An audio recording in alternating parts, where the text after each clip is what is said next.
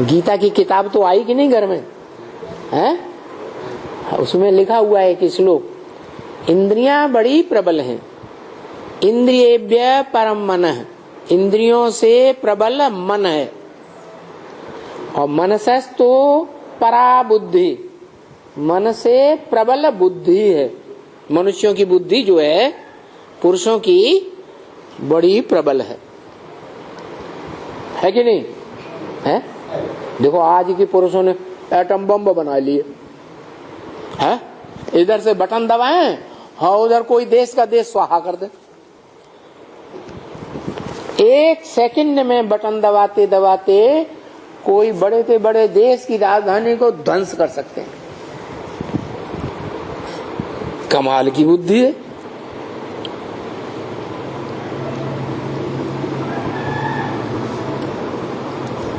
तो मनुष्यों की बुद्धि जो है वो मन से भी जास्ती प्रबल है।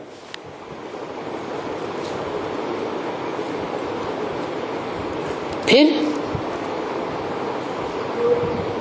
मन से प्रबल मनुष्यों की बुद्धि है,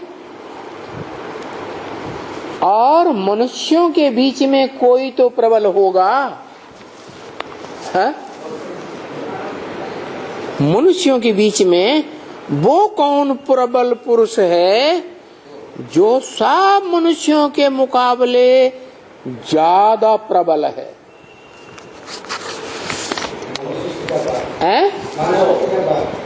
हाँ, मन से भी ज्यादा है।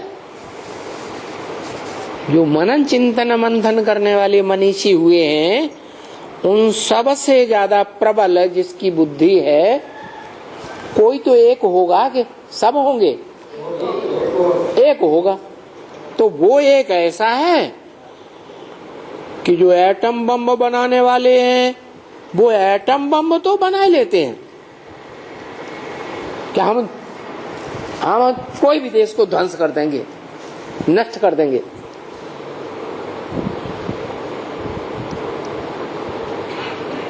जैसे आज एक देश है उत्तर कोरिया, क्या छोटा सा देश है।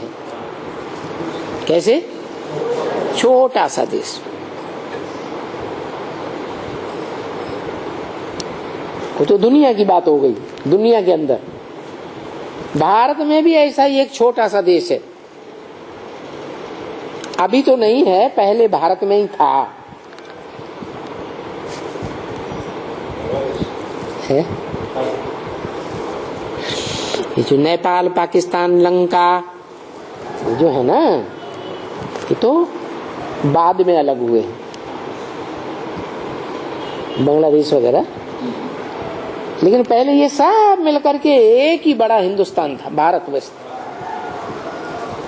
तो इन सब के बीच में एक छोटा सा देश है। जैसे दुनिया के उत्तर पूर्व में कोरिया है, दुनियावी तरीके से वो आज संसार के सब देशों को दहला रहा है। अखबार में पढ़ा होगा, टीवी में देखा होगा, नहीं देखा? माताओं ने माता बच्चे माता मारने से क्या होता है? अपने बाल बच्चे पाले, रोटी दाल बनाए खिलाए है? तो कोई कोई ने तो देखा होगा है? कोरिया एक देश है, हाँ, उत्तर कोरिया।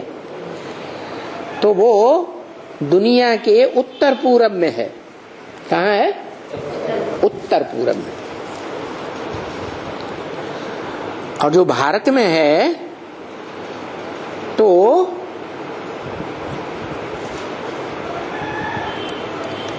भारतवासी मानते हैं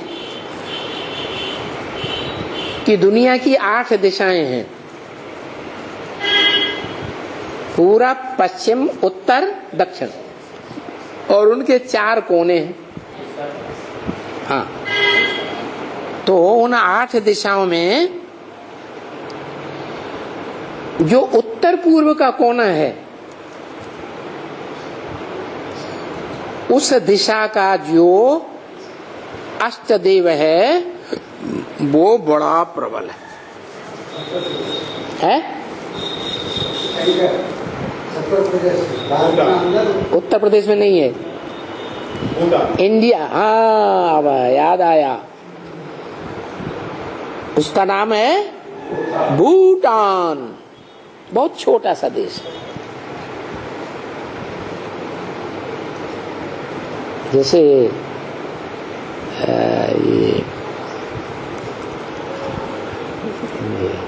सिक्किम है ना, छोटा सा प्रदेश। हाँ ऐसे ही उसके पूरब में, भारत के उत्तर पूरब में समझ लो एक देश है भूटान। भूटान बिगड़ा हुआ शब्द है, सही शब्द है ब्रूटान। ब्रू माने भौं, और जब किसी को गुस्सा आती है तो कहता है ब्रू माने टान, तान दिया, ब्रकुटी तान दी। ये तो दक्षिण भारत है, यहाँ रामायण तो पढ़ते नहीं है। नॉर्थ इंडिया में रामायण बहुत पढ़ते हैं, तो उसमें एक चौपाई आई है रामायण की, ब्रकुटी विलास सृष्टि लय होई, सपने संकट परहि की सोई। मतलब जिसकी भ्रकुटी तानने से सारी सृष्टि नष्ट हो जाती है। हाँ उसके ऊपर क्या संकट आएगा, चौपाई का अर्थ है। तो अब बताओ, भारत में कोई देवता है? वो कौन सा देवता है? कि आज के जो वैज्ञानिक वो तो अहंकार करते हैं, हमने ऐसे ऐसे एटम बम बना के रखे हैं कि दुनिया को चुटकी में नष्ट कर दे। लेकिन वो डिंग मारते हैं कि हमने ऐसी ऐसी चीज तैयार कर ली है। लेकिन अगर उन्होंने ऐसी चीज बना ली तो उसको यूज क्यों नहीं कर पा रहे?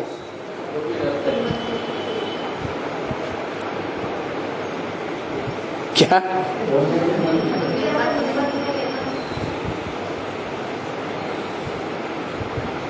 आज से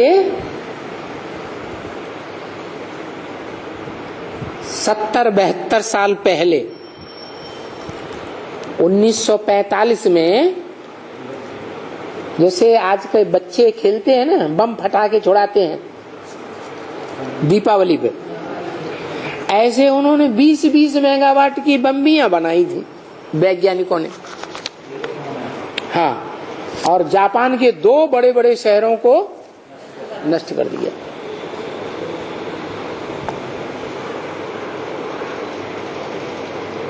और आज उन्हीं वैज्ञानिकों ने हजारों हजार वाट के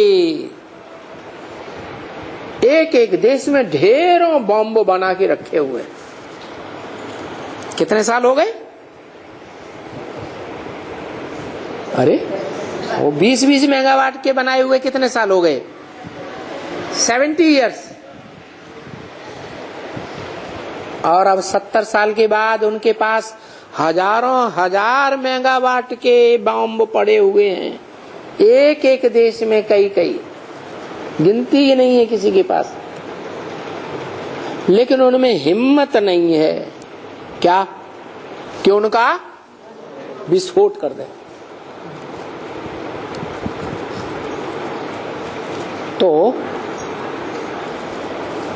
वो बड़े बड़े वैज्ञानिक समझते हैं कि इस दुनिया में हम ही बड़े ताकतवर, लेकिन उन्हें पता ही नहीं है कि भारत का एक वैज्ञानिक है जो इतना बड़ा विज्ञानवादी है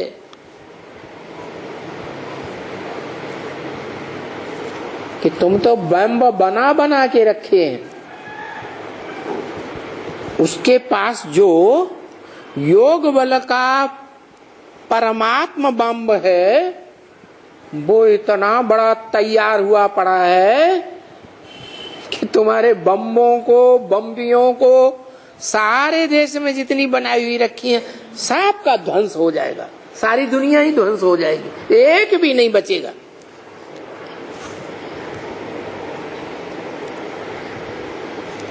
उसकी यादगार है भूटान। क्या? भूटान। और उसका इतना अच्छा संगठन है, यूनिटी। उस देश का, छोटा सा देश, उसका इतना अच्छा यूनिटी, अच्छी यूनिटी है कि उसके राजा ने देखा कि सब देशों में दुनिया में प्रजातंत्र राज्य पसंद कर रहे हैं, तो हमारी प्रजा को कहीं दुख न हो जाए कि हमारा राज्य क्यों नहीं, हम भी तो अपने देश की प्रजा हैं। तो उसने खुशी खुशी सबको बताया, प्रजाजनों को, तुम अपना राज्य बनाओ, प्रजातंत्र चलाओ, मैं भी उस प्रजा में प्रजा बन के रहूंगा। लेकिन उस देश की प्रजा ने माना ही नहीं। राजा का डायरेक्शन था प्रजातंत्र राज्य चलाते हैं जैसे और देशों में चलाते हैं, लेकिन फिर भी वहां की प्रजा अपने राजा रानी को ही मानती है और किसी को मानती नहीं। बताओ, दुनिया के कोई भी देश में वहां का शासन, दुनिया का कोई भी देश का ऐसा शासन राज्य नहीं है जहां इतनी अच्छी यूनिटी हो।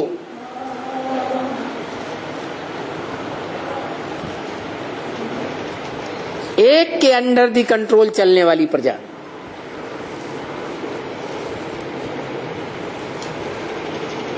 वहां अभी भी ऐसा है।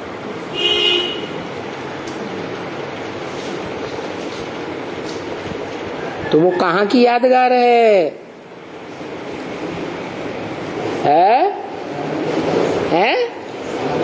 हाँ, जो 4 युगों का ये ड्रामा है ना, बड़ा ड्रामा, इस ड्रामा की जब शूटिंग पीरियड होता है, उस शूटिंग पीरियड में पुरुषोत्तम संगम युग में वो प्रत्यक्ष हुआ था, जिसकी यादगार भूटान दिखाई गई।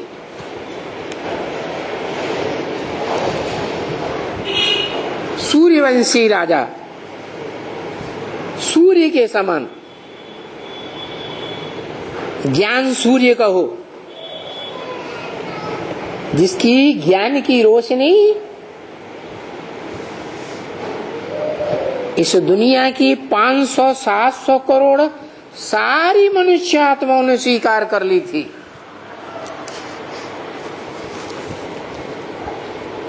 और जिन्होंने 2-4 रहे नहीं स्वीकार की, कोई हठीले होते हैं, नहीं मानते।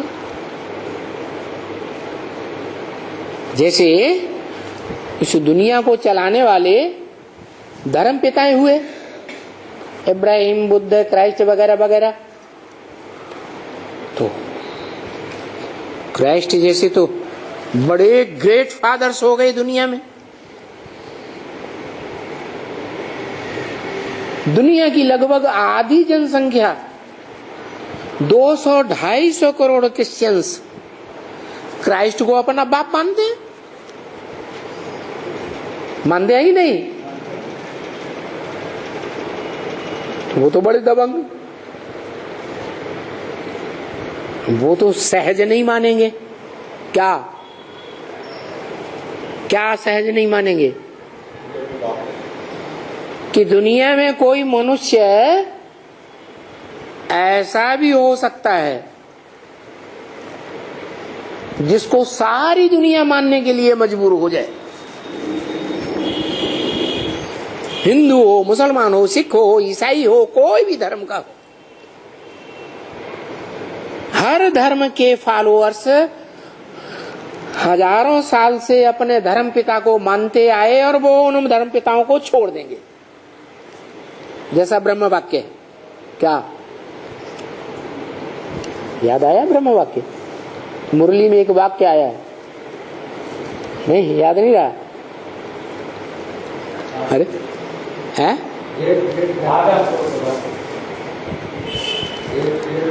अरे बोला है, मारो इन देहधारी गुरुओं को गोली। क्या बोला? और गीता में भी वो वाक्य आया है, याद आया क्या? गीता में भी एक श्लोक आया है, सर्वधर्मान परित्यज्य माम एकम शरणम ब्रज। सब धर्मों को मारो गोली, त्याग दो, लात मार दो।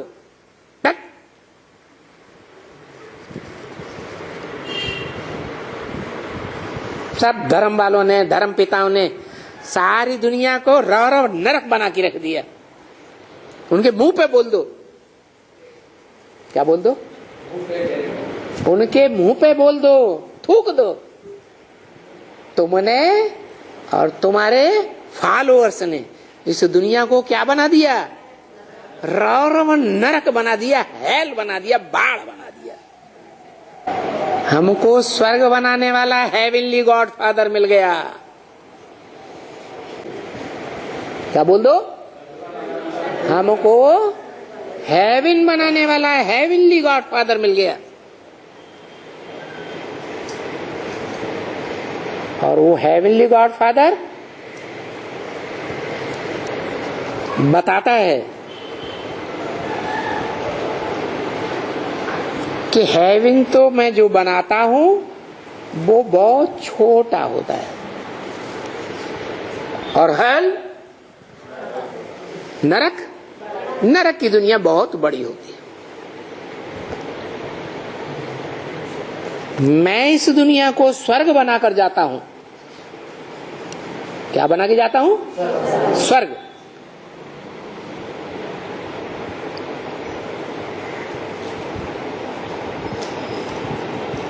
तरीका भी बताता है।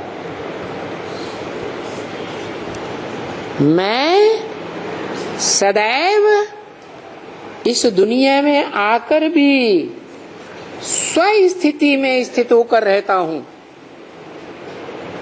स्व माने आत्मा, ज्योति बिंदु। जिस आत्मा की यादगार भारत की माताएं आज भी बिंदी लगाती हैं। कौन? भारत की कन्याएं माताएं उस आत्मा की यादगार आज भी बिंदी लगाती हैं।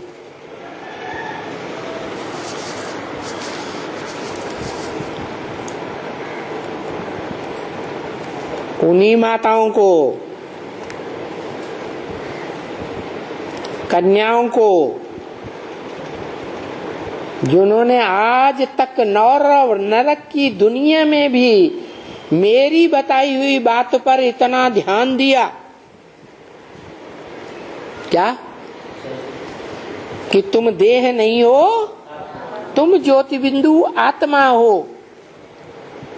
उन्हीं कन्याओं माताओं को मैं ये पढ़ाई पढ़ा रहा हूं। क्या कि तुम कौन हो? तुम ज्योति बिंदु आत्मा हो।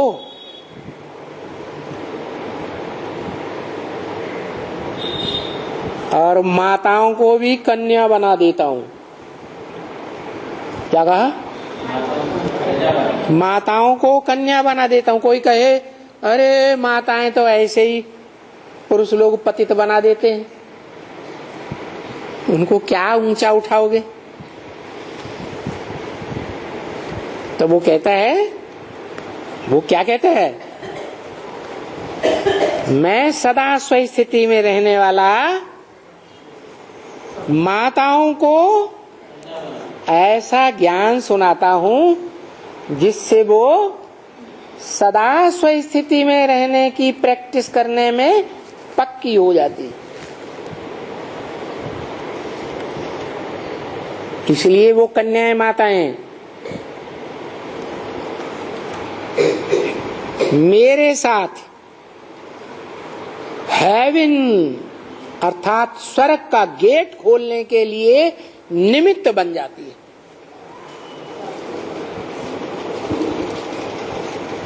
कौन? कन्याएं माताएं।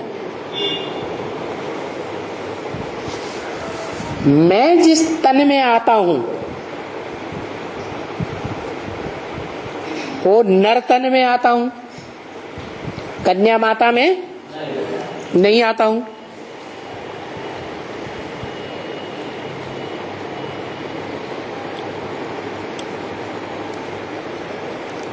तो जिस नर तन में आता हूं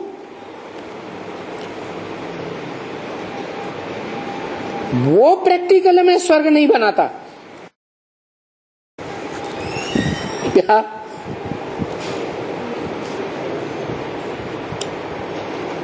कि मैं जिस तन में आऊं वो इस दुनिया को प्रैक्टिकल में स्वर्ग बनाए तो पार्शलिटी हो जाए कि मैंने जिसके संग का रंग लिया, संग का रंग दिया तो आसक्ति हो गई, उसके द्वारा स्वर्ग बनाया। लेकिन मैं ऐसा नहीं करता हूं। मैं जिस नर तन में आता हूं उस नर तन के द्वारा ये साबित कर देता हूं। क्या क्या साबित कर देता हूं? कि नर नरक बनाता है। क्या? नर क्या बनाता है? और सबसे बड़ा नरक वो ही बनाता है जिसमें मैं प्रवेश करता हूं। नरक कैसे बनता है? अपवित्रता से नरक बनता है, विविचार से नरक बनता है और पवित्रता से स्वर्ग बनता है। दुनिया की दूसरे देशों की कन्याएं माताएं वो पवित्रता को धारण नहीं करती जीवन में कि मेरा तो एक दूसरा न कोई, मेरा तो एक पति परमेश्वर है दूसरा ना कोई। ये दुनिया की जो विदेशी औरतें कन्याएं माताएं हैं वो इस गुण को धारण नहीं करती, लेकिन भारत की कन्याएं माताएं इस गुण को धारण करती है। क्या? इसलिए उन कन्याओं माताओं को मैं टाइटल देता हूं भगवान की गौएं। जानवरों में गौएं बड़ी सीधी सादी स्वभाव की होती है। गौओं को जिस खूंटे से बांधो जीवन भर उसी खूंटे से बंध कर रहते हैं जहां मालिक बांधे, पालने वाला। ये मिसाल दिया, बाकी भगवान बताता है मैं कोई जानवर गौओं को पढ़ाने के लिए नहीं आता हूं, उनकी पालना करने के लिए नहीं आता हूं, मैं तो ह्यूमन गौओं को पालने के लिए आता हूं। भारत की खास कन्या माताओं को पालना देने के लिए आता हूं, जिन कन्या माताओं ने जन्म जन्मांतर, क्या जन्म जन्मांतर स्वर्ग से लेकर के रौरव नरक दुनिया जब तक बनती है तब तक भी मेरे आदेश का पालन किया।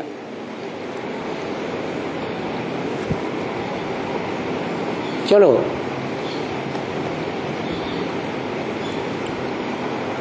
शुद्ध रूप में पालन नहीं कर सके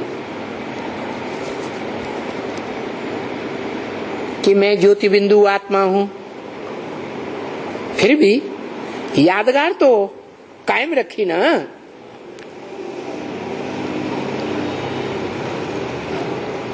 तो ये भारत की कन्याएं माताएं गौएं हैं, गौएं। कैसी गौएं? इन कन्याओं माताओं को, भारतीय कन्याओं माताओं को जीवन में कोई भी जन्म में देख लो, माता पिता ने जिस खूंटे से बांध दिया जीवन में, सारा जीवन उसी खूंटे से बंद कर रही। हिस्ट्री की बात है क्या? हिस्ट्री के बाहर की बात छोड़ दो। हिस्ट्री 2500 साल की मनुष्यों के पास है।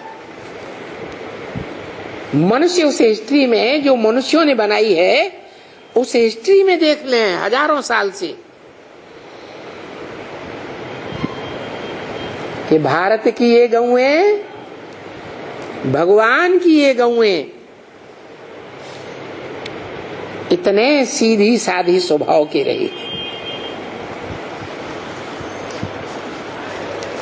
गौ स्वभाव दूसरों को दुख देता है या गौ सुख देती है? गौ सुखदायी है। उसमें भी खास भारत की गौएं तो सुख ही सुख देती हैं परिवार को। कितना सुख देती हैं।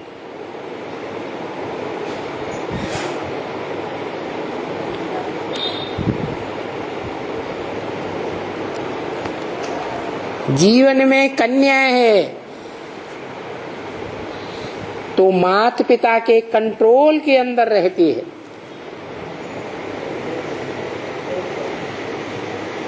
कन्या से नौजवान बनती है तो पति और पति के परिवार के कंट्रोल में रहती है।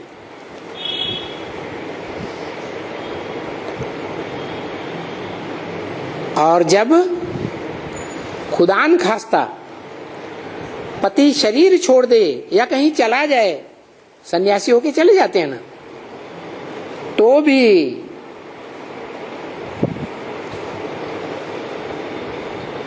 परिवार को सुखदायी बन करके रहती है। और इसका मिसाल है शास्त्रों में।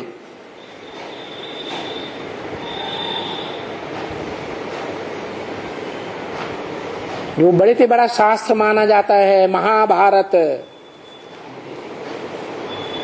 उसमें एक माता है जिसने ये मिसाल कायम किया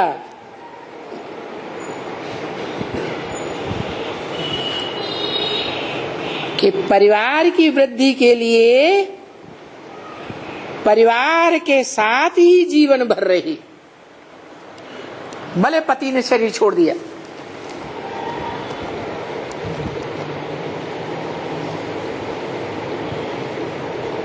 बच्चे दर बदर हो गए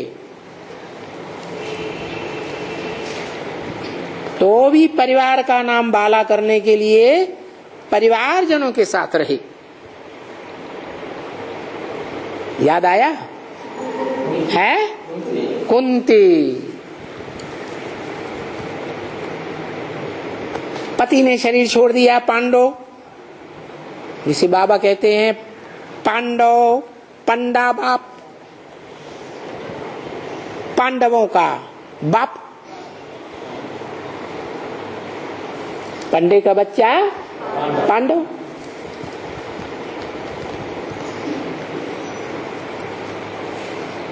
उनको परिवार वालों ने देश निकाला दे दिया। किसको?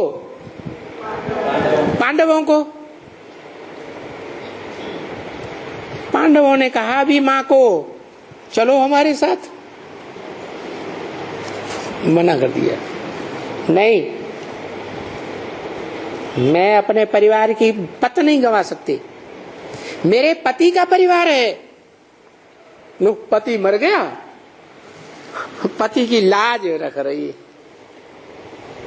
यानी ये भारत की माताओं की ऐसी स्टेज रही एक के ऊपर जीवन भर कायम रहने की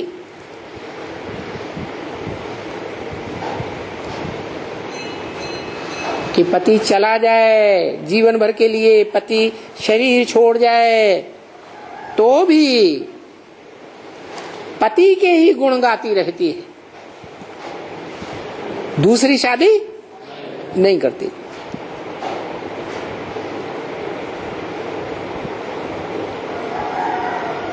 एक के ऊपर इतनी आस्था गहरी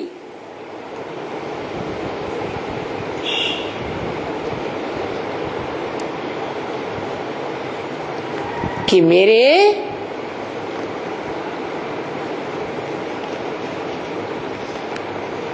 ससुर घर की लाज न जाए और माता पिता की भी लाज न जाए, माता पिता का भी नाम बाला करने वाली धोखा नहीं दे सकती।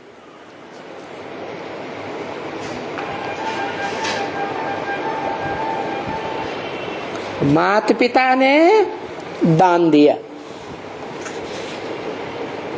तो दान दी हुई जो चीज है वो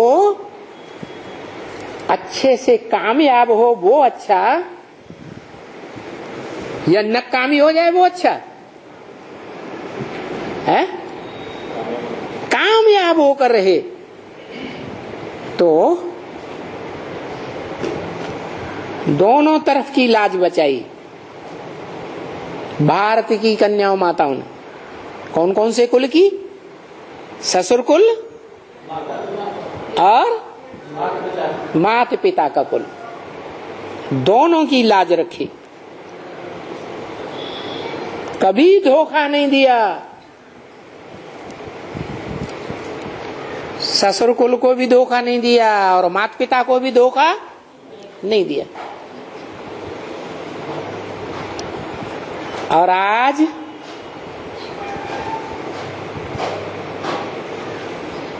जो मनुष्य हैं इस संसार के, जिन्हें नर कहा जाता है, नारी नहीं, क्या कहा जाता है? नर। वो ऐसे हो गए कि आज दुनिया में विदेशों की तो बात छोड़ दो, विदेशियों से प्रभावित होकर के भारत की कन्या माताओं की ये हालत कर दी कि जितनी कन्याएं माताएं दुखी हो रही हैं, बंधन में हैं, पुरुषों के नर के जितने बंधन में हैं, इतना बंधन में कोई मनुष्य नहीं होता।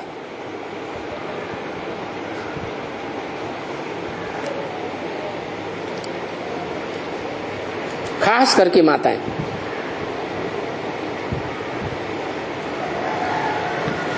कैसी बंधन में? वो बड़े ते बड़ी त्यागी हैं। बचपन में माँ बाप की होकर रहती है, सब कुछ माँ बाप का, कुछ नहीं मेरा। बड़े होकर पति और पति के कुल की रहती, सब कुछ पति के कुल का, परिवार का, कुछ नहीं मेरा। बाल बच्चे भी परिवार के, पति के। और जब वयोवृद्ध बूढ़ी हो जाती है तो भी भारत में ये परंपरा रही है,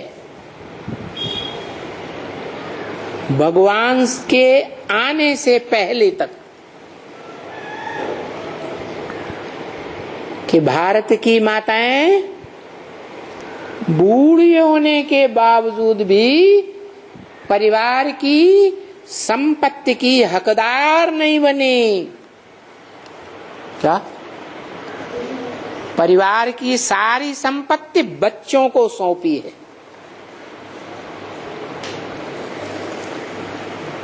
गलत बात तो नहीं है?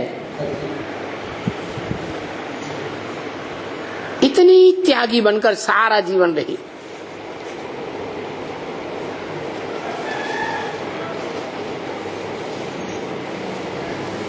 आज उन कन्याओं माताओं का भारत में कोई मान नहीं रहा।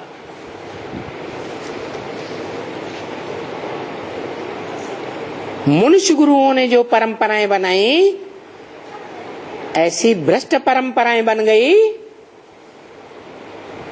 कि हर देश की बात छोड़ दो, खास भारत में भारत के नर पुरुष आज कन्या को घर की माता बनाते हैं और कल लात मार के बाहर निकाल देते।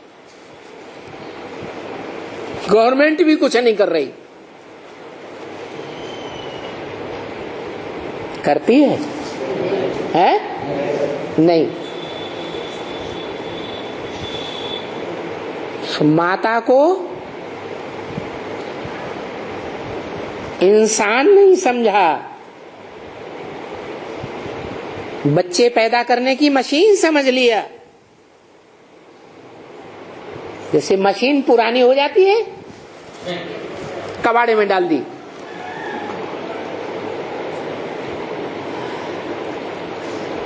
कोई उसका धनी धोरी नहीं, कोई उसका रक्षक नहीं। ऐसी जब दुनिया हो जाती है, तब वो कन्याओं माताओं का सुरक्षा करने वाला बड़े ते बड़ा भगवंत इस सृष्टि पर आता है और नई दुनिया बनाने के लिए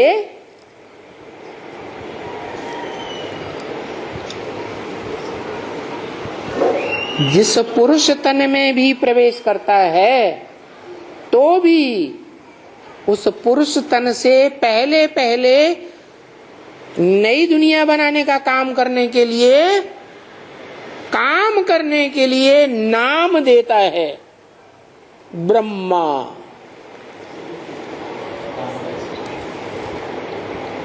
किसी भी पुरुष तन में भी प्रवेश करेगा तो भी नाम क्या देगा? ब्रह्मा।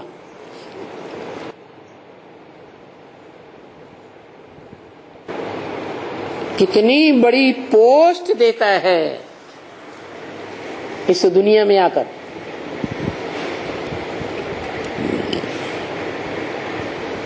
ये भी बताया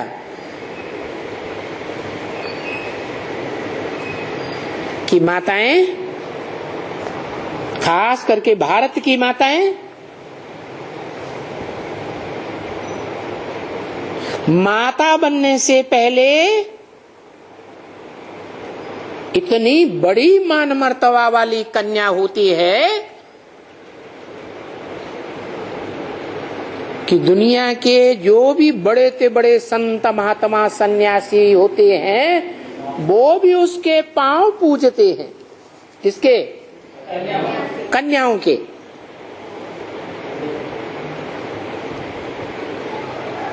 किस आधार पर? उसके अंदर पवित्रता होती है। विदेश की कन्याओं की बात छोड़ दो, भारत की कन्या माताओं में ये अभी भी परंपरा है कि कन्या के माँ बाप भी, परिवार के गुरुजन भी नवरात्रों में कन्याओं को इकट्ठा करते हैं और उनकी पूजा करते हैं। इतना महत्व हंस रही है।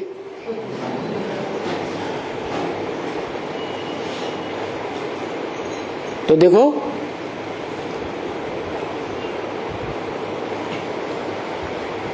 माताओं को एहसास दिलाया कि तुम कन्या थी तो तुम्हारा इतना महत्व था, और जब से तुम माता बनी तब से जिस परिवार में गई, उस परिवार में सबके माथा टेकती हो, सबके पांव पड़ने पड़ते हैं।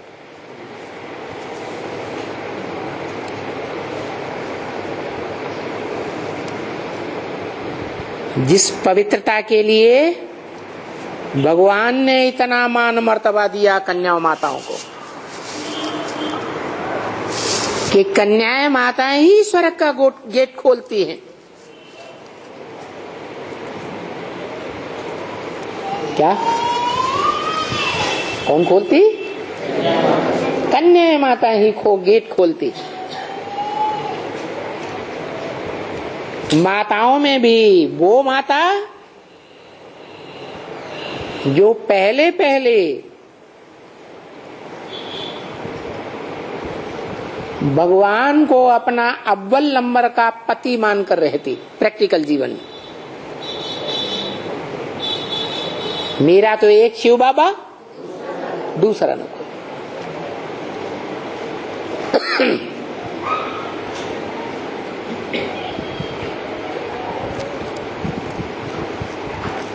वाचा से भी एक का गायन,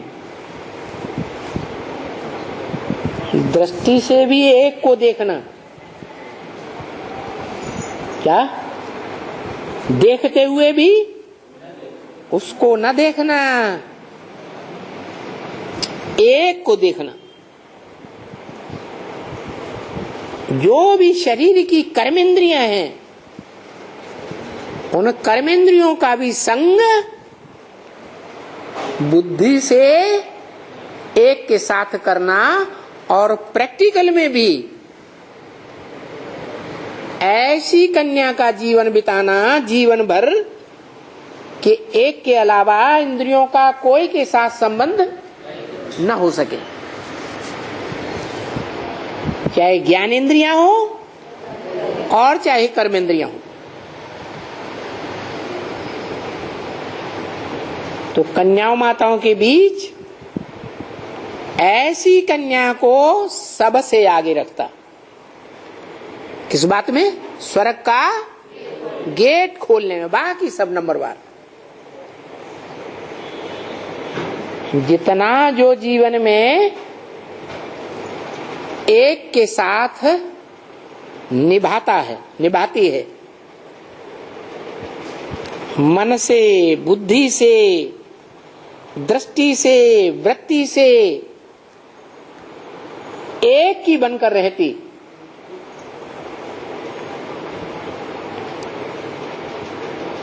पाठ ही ऐसा पढ़ाते भगवान आकर। एक शिव बाबा, दूसरा नहीं कोई।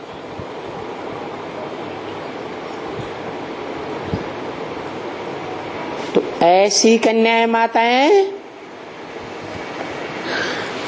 जो भगवान के साथ स्वर्ग का गेट खोलती है, उनका नाम उनकी मुखिया माता के नाम रखा जाता। भारत माताएं। तो अव्वल नंबर कोई भारत माता होगी या नहीं होगी? तो जो अव्वल नंबर भारत माता है, जिसने अव्वल नंबर की प्योरिटी जीवन में धारण की,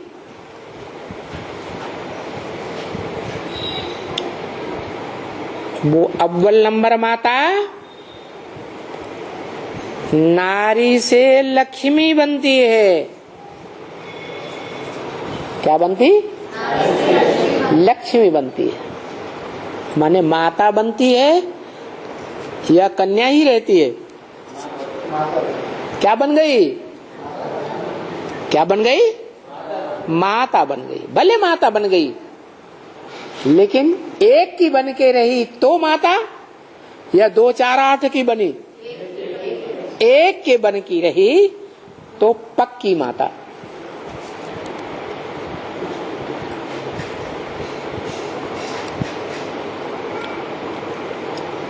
और माता है तो माता में 2 हैं।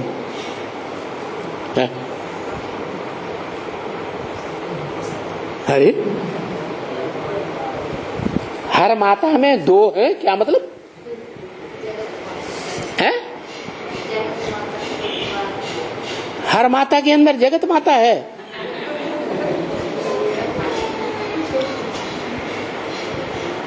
हर माता के अंदर दो शक्तियां हैं, एक मन बुद्धि की शक्ति आत्मा और दूसरी 5 तत्वों की शक्ति देह। क्या? खास करके भारत माताओं में, भारत की कन्याओं में आत्मा भी पवित्र और शरीर भी पवित्र।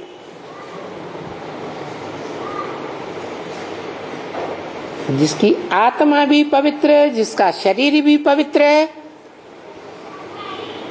उसको टाइटल भारत में दिया जाता सती। क्या? सती, सत्य को धारण करने वाली।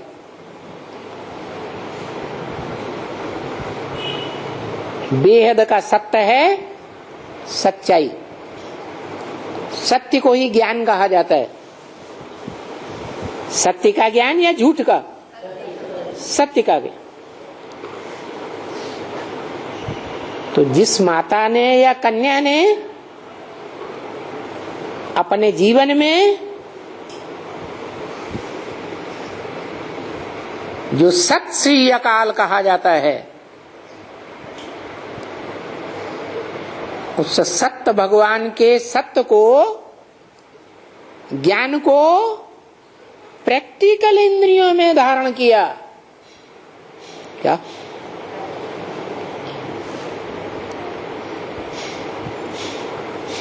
मेरा तो एक, चाहे ज्ञान इंद्रियों से भी एक, कर्मेंद्रियों से भी एक और मन बुद्धि से भी एक, दूसरा न कोई।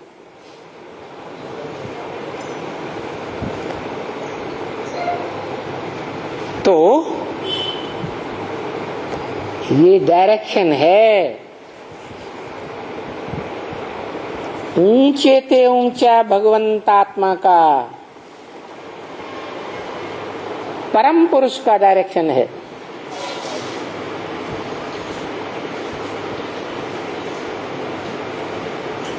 पावन दुनिया की तो बात छोड़ दो, क्योंकि पावन दुनिया खत्म हो गई, गुजर गई। इस पतित दुनिया में भी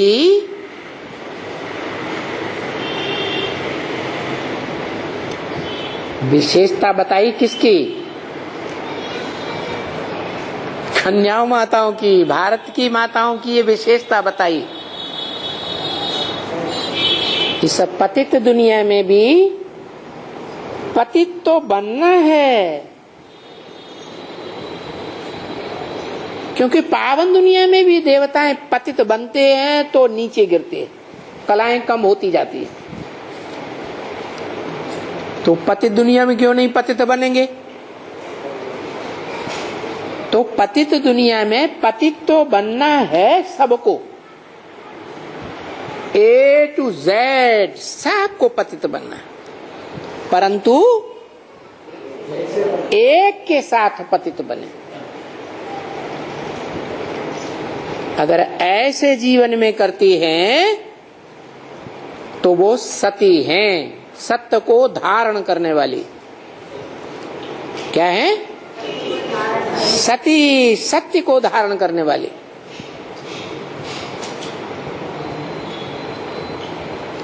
और वो सत्य को धारण करने वाले पुरुष सती नहीं बन सकते। उनको कोई नहीं कहता सता। कन्याओं माताओं को टाइटल मिलता है क्या? सत्य को धारण करने वाली सती। और ऐसी वैसी सती नहीं, सत्य को धारण करने वाली ऐसी सती कि वो अगर सत्य को धारण करने वाली है जीवन भर,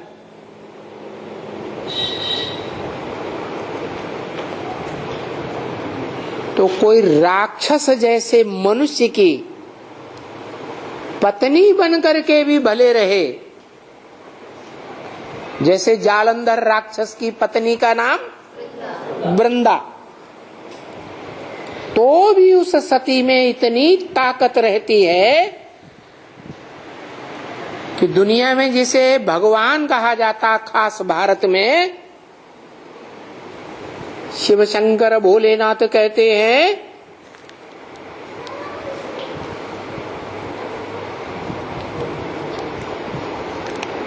उनका परिवार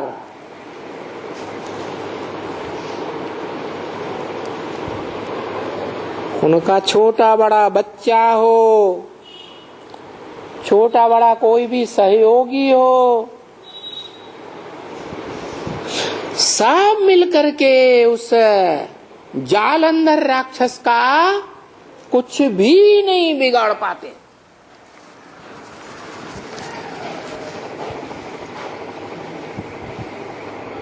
युद्ध में उसे क्या, युद्ध में जालंधर राक्षस को भगवान भी हरा नहीं पाता। ऐसी सत्य की विकराल शक्ति धारण करने वाली कन्या बन जाती है, भले माता कही जाती है। इसलिए ब्रह्म वाक्य मुरली में है क्या, ब्रह्मा के मुख से बोला हुआ वाक्य कि मैं कन्याओं को माता बनाता हूं। क्या, कन्याओं को सत्य की शक्ति धारण करने वाली माता बनाता हूं।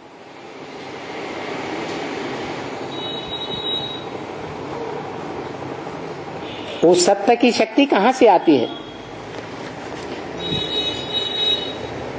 जो धारण करती है, है? पति से आती है। वो शक्ति कहां से आती है? कन्या में वो शक्ति, सत्य, जिसे ज्ञान भी कहा जाता है, सच्चाई का ज्ञान, कहां से आती है? पति से आती है। तो पति की दी हुई उस शक्ति को जो धारण करती है कन्या, माता बनती है और बड़ी पावरफुल बन जाती है धारण करने से। आती पुरुष से है, लेकिन पुरुष धारण नहीं कर पाता। क्या? सत्य की उस शक्ति को पुरुष जीवन भर धारण नहीं कर पाता।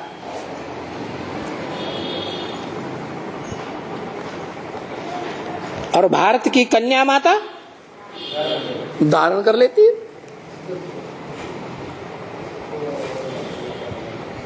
ये परंपरा किसने चलाई होगी? है? ये सत्य जैसी शक्ति को धारण करने वाली धारणा शक्ति, सती की परंपरा शुरुआत करने वाली कोई होगी या नहीं होगी? है? कौन? अरे ये तो बोला कि होगी पहले नंबर की। कौन होगी? हैं? भारत माता।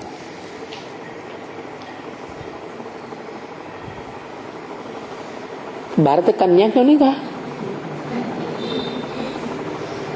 हमेशा ये क्यों बोलते हैं भारत माता की जय, झंडा ऊपर कर देंगे, भारत माता की जय। यहाँ पे चित्र नहीं है भारत माता का।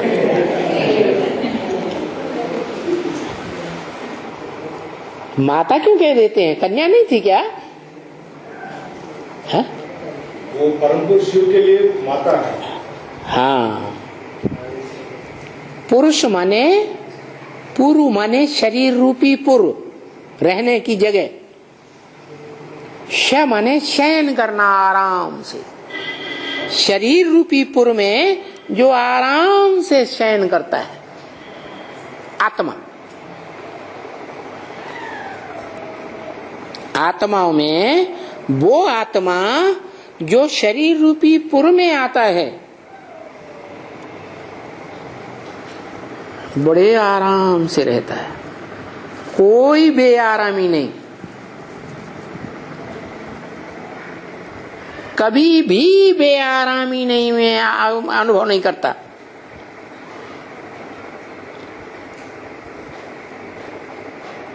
वो पुरुष रूप आत्माओं के बीच उसको कहा जाता है परम पुरुष। कैसा पुरुष? परे ते परे स्टेज में रहने वाला पुरुष।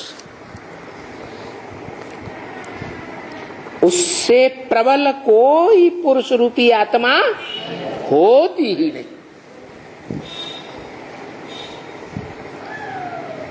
लेकिन वो परम पुरुष जब इस सृष्टि पर आता है तो सिर्फ 4 युगों की 4 शूटिंग, 4 सीन की शूटिंग काल पुरुषोत्तम संगम युग में आता है। किसमें आता है? पुरुषों में उत्तम पुरुष जब प्रत्यक्ष होता है तब ही आता है।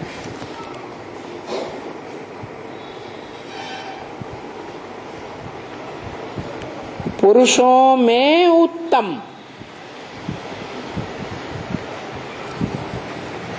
माने टैली किया गया। पुरुष ढेर के ढेर हैं, शरीर रूपी पुरी में रहने वाली आत्माएं ढेर की ढेर हैं, लेकिन उनमें उत्तम से उत्तम पार्ट बजाने वाली हीरो पार्टधारी आत्मा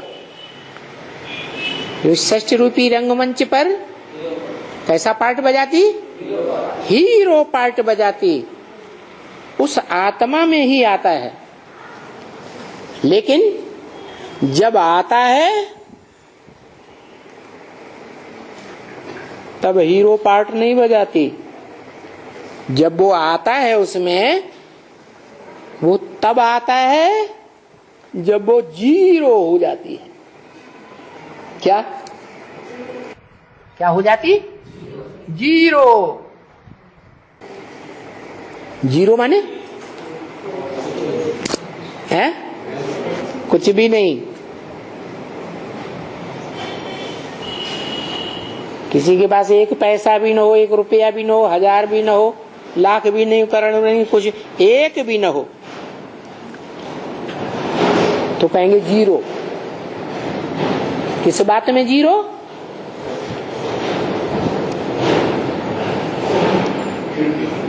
जो कभी इस दुनिया में ऐसा पार्टधारी था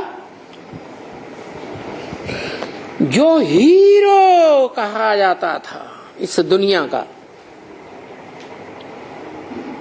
इतनी बड़ी दुनिया, इतने देश देशांतर, इतनी दुनिया में सरकारें, उन सब सरकारों के राज्यों के बीच में हीरो पार्टधारी माने विश्व का मालिक। क्या? किसी राजा का राज्य होता है ना, तो अपने राज्य में हीरो कौन? राजा। वो तो छोटे मोटे ढेर सारे राजाएं हुए, ढेर सारे राज्य हुए, लेकिन ये ऐसा हीरो जो दुनिया के जितने भी देश हैं, जितने भी राज्य हैं, उन सब राज्यों में जो भी रहने वाली प्रजा है, किसी भी धर्म की हो, सब उसे अपना राजा मानते हैं। एक को, किसी दूसरे को राजा नहीं, विश्व पिता।